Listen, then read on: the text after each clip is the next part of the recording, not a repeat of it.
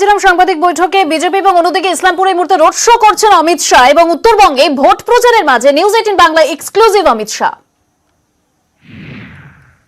अमित भाई, मैंने बांकुरा से आपका सफर देखा अभी तक। काफी 6 महीने का सफर काफी हेक्टिक रहा। क्या माने हम लोग की कुछ सफलता पाई आपने?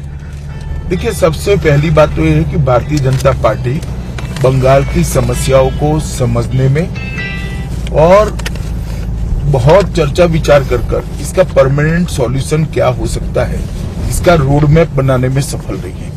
मैं मानता हूं ये भारतीय जनता पार्टी के लिए, बंगाल यूनिट के लिए बहुत बड़ी उपलब्धि है। हमारा संकल्प पत्र बंगाल की सभी समस्याओं का स्थायी समाधान है और वो तभी हो सकता है जब कोई पार्टी जनसंपर्क कर उनकी समस्याओं को समझे और एडमिनिस्ट्रेटिव रूप से उसका समाधान क्या हो सकता है इस पर चिंतन करे। तो मुझे लगता है बंगाल यूनिट ने बहुत अच्छा काम किया है। हमारे सारे नेता लोगों के बीच में गया है। मैं भी लगभग 7 महीने से, और वैसे देखा जाए तो 2017 से बंगाल के हर हिस्से में जाने का प्रयास किया है। यहाँ की समस्या को, यहाँ की जनता को समझने का, पहचानने का प्रयास किया है और आज परिणाम स्वरूप हम मोदी जी के नेतृत्व में 200 सीटों के साथ बंगाल में सरकार बनाने जा रहे हैं। वो सुनिश्चित।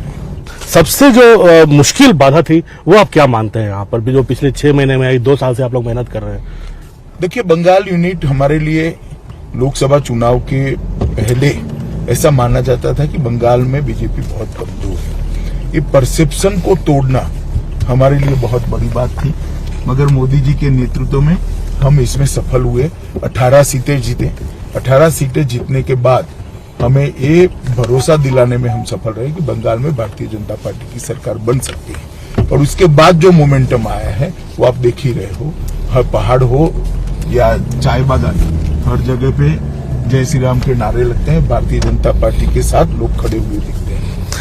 राजनीतिक हिंसा की भूमि रही है बंगाल, चाहे लेफ्ट रहा हो, चाहे कांग्रेस, चाहे तृणमूल के राज में देखा है कि बहुत सारे कार्यकर्ताओं की हत्या हो रही है। बीजेपी के राजनीतिक वायलेंस, बम बनाने की फैक्ट्रियां यहाँ पर। अमित भाई, तो पिछले चुनाव में आपको याद होगा, अब काफी बीजेपी वर्कर्स की हत्याएं भी हुई थी चुनाव के नतीजे आने के बाद। तो क्या बीजेपी सत्ता में आ रही है, कुछ ऐसा आश्वासन देंगे कि बीजेपी आएगी तो हत्याओं का दौर थम जाएगा, बंद हो जाएगा? निश्चित रूप से मैं मानता हूं कि ये राजनीतिक हिंसा वाला अंतिम चुनाव, इस चुनाव की घोषणा के बाद भी भारतीय जनता पार्टी के 7 कार्यकर्ता मार दिए गए, क्योंकि यहां पर पहले कम्युनिस्टों ने और बाद में तृणमूल कांग्रेस ने राजनीतिक हिंसा को राज्याश्रय दिया है। इसके कारण राजनीतिक हिंसा हुई है। भारतीय जनता पार्टी की संस्कृति नहीं है। चाहे मोदी जी के नेतृत्व में 17 राज्यों में हमारी सरकार है, कहीं विरोधियों की हत्या नहीं होती है। एक उन्माद होता है कि हम जीत गए तो तृणमूल के लोगों कभी नहीं होगा। तृणमूल के लोगों के लिए एकदम कभी नहीं, ना हम करेंगे ना किसी को करने देंगे। अमित भाई, एक कुछ बिहार में जो हुआ है 2-3 दिन पहले, जिस तरह से वहां पे गोलीबारी चली, एक आपका इस्तीफा मांगा गया ममता दीदी के द्वारा, इसको जेनोसाइड कहा गया, तो आपको लगता नहीं है कि एक जो गुजरात में चुनाव हुए थे वहां मौत का सौदागर जैसे कह दिया गया था, वैसे ही जेनोसाइड कह के इसको भड़काने की कोशिश हो रही है? इसमें बाकी सब चीजें तो राजनीतिक है, मैं इसमें पचड़े में पड़ना नहीं चाहता। दीदी के उकसावे से ये युवा CIFS के हथियार छीनने गए थे, इस पर हमला किया और ये दुर्भाग्यपूर्ण घटना हुई। मगर इसमें सबसे महत्वपूर्ण बात राजनीतिक दृष्टि से ये है कि इसमें हमारा सुबह एक कार्यकर्ता भी मारा गया। दीदी ने CID की जांच 4 लोगों की हत्या के लिए की जो पुलिस गोलीबारी में मारे गए, मगर जिस कार्यकर्ता को तृणमूल कांग्रेस के गुंडों ने मारा, उसकी हत्या की जांच के लिए दीदी ने ऑर्डर नहीं किया, क्योंकि वो राजवंशी समाज से, और ये 4 लोग जो मारे उनकी वोट बैंक से मरे, वो उनकी वोट बैंक से। तो जहां पुलिस की गोलीबारी से मौत होती है वहां आप CID की जांच कर रहे हो, जहां गुंडे आकर किसी को मार देते हो इसकी जांच नहीं करते हो। ये वोट बैंक पॉलिटिक्स का इससे क्लासिक एग्जांपल और कोई हो नहीं सकता। बयान उनका भी आया था कि CRPF को घेरो, अब उनके ऊपर 24 घंटे का बैन लग गया है प्रचार का, और अब वो धरने पर बैठ गई है कलकत्ता में। देखिए, ये मैं मानता हूं कि चुनाव आयोग जिस प्रकार से बयान दिया, नोटिस आना स्वाभाविक था। उसमें गलती का एहसास करने की जगह सत्ता का एरोगेंस मुझे तो ज्यादा दिखा जवाब में। परंतु ये चुनाव आयोग ने बहुत संयमित फैसला लिया है, सिर्फ 24 घंटे का बैन लगा है। अभी 7 दिन चुनाव और चुनाव प्रचार कर ही सकती है।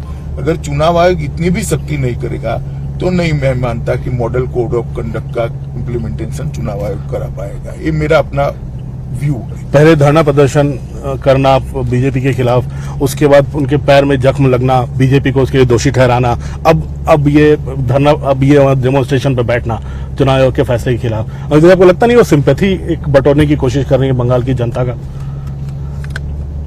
वो स्टेज में मानता हूं चला गया है।